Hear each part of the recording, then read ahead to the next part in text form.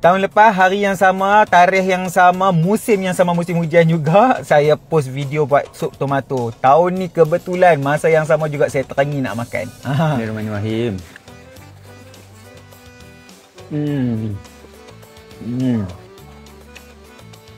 Sedap.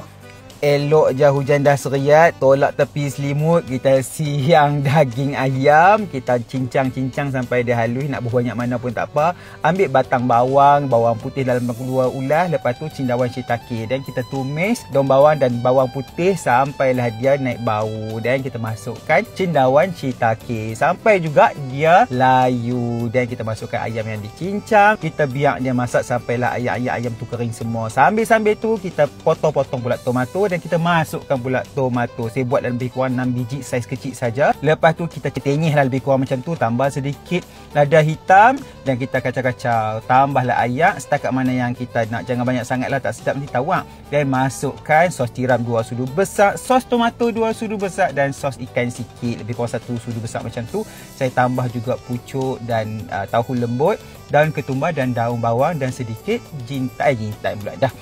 Lada putih. Kacau. No. Siap dah resepi sup tomato kita. Bye.